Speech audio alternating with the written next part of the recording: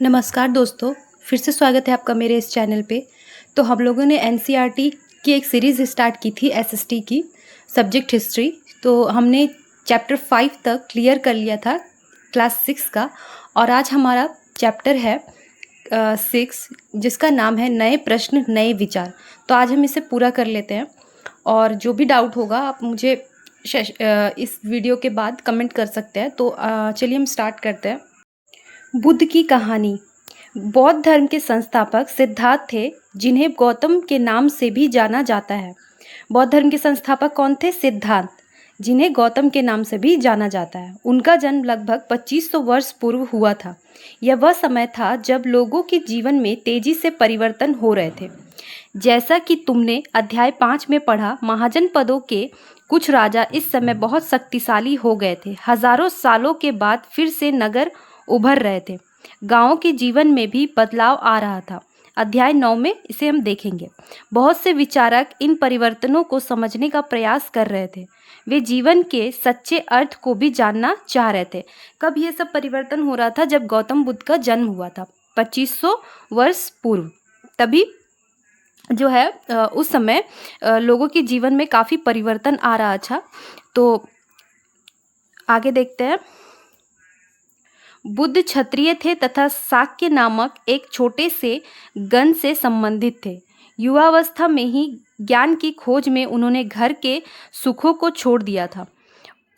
अनेक वर्षों तक वे भ्रमण करते रहे, यानी कि घूमते रहे तथा अन्य विचारकों से मिलकर चर्चा करते रहे। अंततः ज्ञान प्राप्ति के लिए उन्होंने स्वयं ही रास्ता ढूंढने का निश्चय किया।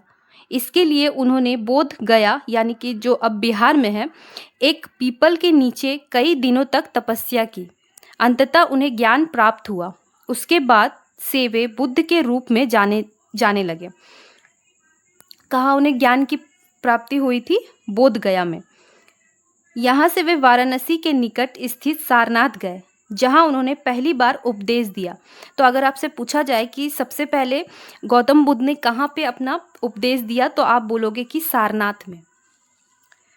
कुशीनगर में मृत्यु से पहले का शेष जीवन उन्होंने पैदल ही एक स्थान से दूसरे स्थान की यात्रा करने और लोगों को शिक्षा देने में व्यतीत किया। कहाँ पे? कुशीनगर में मृत्यु से पहले का शेष जीवन उन्होंने पैदल ही एक स्थान से दूसरे स्थान की यात्रा करने और लोगों को शिक्षा देने में व्यतीत किया। मतलब जब उनका देहांत हुआ था उनसे पहले वो क्या करते थे? पैदल ही एक स्थान से दूसरे स्थान जा कर के जो भी उन्होंने सीखा था वो दूसरे को देते थे। जो भी शिक्षा उन्हें मिली थी, जो वो ये बोध गया में, वो सारे जो भी उपदेश थे वो जाकर क्या करते थे? पैदल जाते थे और लोगों को शिक्षा देते थे। बुद्ध ने शिक्षा दी कि यह जीवन कष्टों और दुखों से भरा हुआ है, और ऐसा हमारी इच्छा और लालसाओं जो हमेशा पूरी नहीं हो सकती के कारण होता है। बुद्ध ने क्या शिक्षा दिया कि जो हम लोगों का जो जीवन है वो काफ़ी कष्टों और दुखों भरा है, क्योंकि हम लोग क्या करते हैं? हम लोग एक दूसरे से जुड़े हुए रहते हैं, परिवार, दोस्त, ये सब से जुड़े रहते हैं, इसीलिए हमें कष्ट और दुखों को सहना पड़ता है।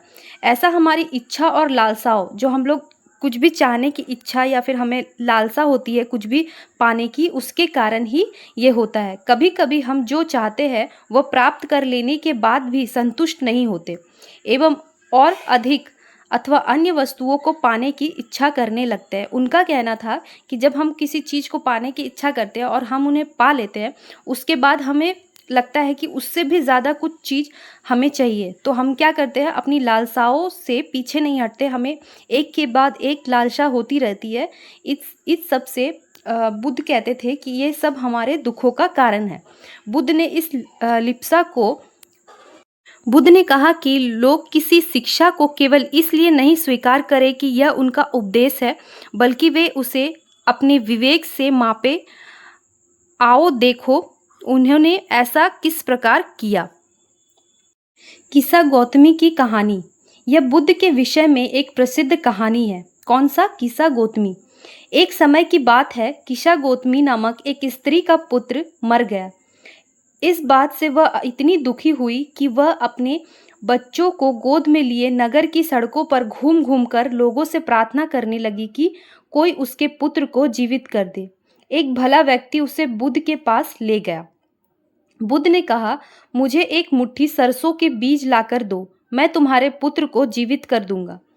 कीसा गौतमी बहुत प्रसन्न हुई, पर जैसे ही वह बीज लाने के लिए जाने लगी तभी बुद्ध ने उसे रोका और कहा, ये बीज एक ऐसे घर से मांग कर लाओ जहाँ किसी की मृत्यु ना हुई हो।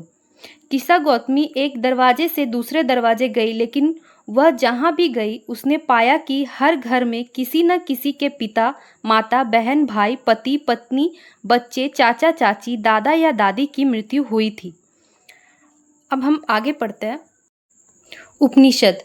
जिस समय बुद्ध उपदेश दे रहे थे उसी समय या उससे भी थोड़ा पहले दूसरे अन्य चिंतक भी कठिन प्रश्नों का उत्तर ढूंढने का प्रयास कर रहे थे। उनमें से कुछ मृत्यु के बाद के जीवन के बारे में जानना चाहते थे, जबकि अन्य यज्ञों की उपयोगिता के बारे में जानने को उत्सुक थे। इसमें से अधिकांश चिंतकों का यह मानना था कि इस विश्व में कुछ तो ऐसा है जो कि स्थायी है और जो मृत्यु के बाद भी बचा रहता है। उन्होंने इसका वर्णन आत्मा तथा ब्रह्म अथवा सार्वभौम आत्मा के रूप में किया है। वे मानते थे कि अंततः आत्मा तथा बाह्य एक ही है। क्या मानते थे? कि आत्मा और बाह्य एक ही है। ऐसा कई विचारों का संकलन उपनिषदों में हुआ है। उपनिषद उत्तर वैदिक ग्रंथों का हिस्सा थे। उपनिषद का शाब्दिक अर्थ है गुरु के समीप बैठना। क्या अर्थ है उपनिषद का? गुरु के समीप बैठना। इन ग्रंथों में अध्यापकों और विद्यार्थियों के बीच बातचीत का संकलन किया गया है।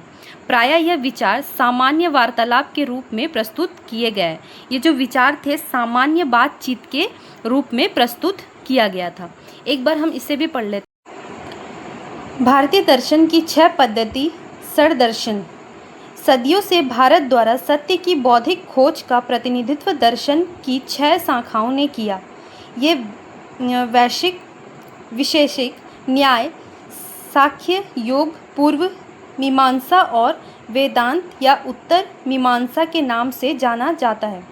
दर्शन की इन 6 पद्धतियों की स्थापना क्रमशः ऋषि कणद, गौतम, कपिल, पतंजलि, जैमिनी और व्यास द्वारा की गई मानी जाती है, जो आज भी देश में बौद्धिक चर्चा को दिशा देते हैं। जर्मन मूल के ब्रिटिश भारतविद फ्रेडरिक मैक्समूलर के अनुसार दर्शन की इन 6 शाखाओं का विकास कई पीढ़ियों के दौरान व्यक्तिगत विचारकों के योगदान से हुआ। यद्यपि यह एक दूसरे से भिन्न दिखते हैं, तथापि सत्य की इनकी समझ में आधारभूत तालमेल दिखता है। बुद्धिमान भिखारी। यह वार्तालाप छांदोग्य उपनिषद नामक प्रसिद्ध उपनिषद की एक कहानी पर आधारित है। शौनक व अभिप्रतारिणी नामक 2 ऋषि सार्वभौम आत्मा की उपासना करते थे। एक बार जो ही वे भोजन करने के लिए बैठे, एक भिखारी आया और भोजन मांगने लगा। शौनक ने कहा, हम तुम्हें कुछ नहीं दे सकते। भिखारी ने पूछा, विद्वजन, आप किसकी उपासना करते हैं? अभिप्रतारिणी ने उत्तर दिया, सार्वभौम आत्मा की। ओ, इसका मतलब आप यह जानते हैं कि यह सार्वभौम आत्मा संपूर्ण विश्व में विद्यमान है। ऋषियों ने कहा, हाँ हाँ, हम यह जानते हैं। भिखारी ने फिर पूछा, अगर यह सार्वभौम आत्मा संपूर्ण विश्व में विद्यमान है तो यह मेरे अंदर भी विद्यमान है। मैं कौन हूँ? मैं इस विश्व का एक भाग ही तो हूँ। तुम सत्य बोलते हो, युवा ब्राह्मण। इसलिए हे ऋषियों, मुझे भोजन ना देकर आप उस सार्वभौम आत्मा को भोजन देने से मना कर रहे हैं। भिखारी की बात की सच्चाई जानकर ऋषियों ने उसे भोजन दे दिया। भिखारी ने भोजन पाने के लिए ऋषियों को किस तरह मनाया, ये जो हम लोगों ने कहानी पढ़ा, इस क्वेश्चन का इसी में आंसर है। तो इसी करना है कि भिखारियों ने भोजन पाने के लिए ऋषियों को किस तरह मनाया। किस तरह मनाया? वह एक कहानी सुनाता है और सार्वभौम की बात करता है। तो आपको समझ में आ गया होगा कि भिखारी ने भोजन पाने के लिए ऋषियों को किस तरह मनाया। इन चर्चाओं में भाग लेने वाले अधिकांशतः पुरुष, ब्राह्मण तथा राजा होते थे। कभी कभी गर्गी जैसे स्त्री विचारकों का भी उल्लेख मिलता है। वेदांता के लिए प्रसिद्ध गार्गी राज दरबारों में होने वाले वाद विवाद में भाग लिया करती थी। निर्धन व्यक्ति इस तरह के वाद विवाद में बहुत कम ही हिस्सा लेते थे। जो गरीब व्यक्ति थे वो इस तरह के वाद विवाद में बहुत कम हिस्सा लेते थे। इस तरह का एक प्रसिद्ध अपवाद सत्यकाम जबाल का है। सत्यकाम जबाल का नाम उसकी दासी माँ के नाम पर पड़ा। सत्यकाम के मन में सत्य जानने की तीव्र जिज्ञासा उत्पन्न हुई। गौतम नामक एक ब्राह्मण ने उन्हें अपने विद्यार्थी के रूप में स्वीकार किया तथा वह अपने समय के सर्वाधिक प्रसिद्ध विचारकों में से एक बन गए।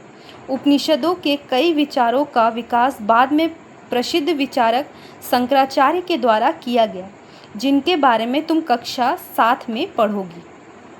फ्रेंड्स, हमने आज गौतम बुद्ध जी के बारे में पढ़ा है और नेक्स्ट क्लास में, इसी चैप्टर के नेक्स्ट क्लास में हम बाकी के जो टॉपिक्स हैं यानी कि जैन धर्म के बारे में पढ़ेंगे। हमने बौद्ध धर्म के बारे में पढ़ा और हम अब पढ़ेंगे जैन धर्म के बारे में नेक्स्ट क्लास में। तो आशा करती हूँ कि आपको ये सेशन पसंद आया होगा और अगर कुछ भी आपको पूछना है तो आप मुझे कमेंट कर सकते हैं। मैं इसका क्वेश्चन आंसर भी करवा दूँगी जब ये पूरा चैप्टर कंप्लीट हो जाएगा। सो प्लीज़ सब्सक्राइब करें, शेयर करें। Thank you.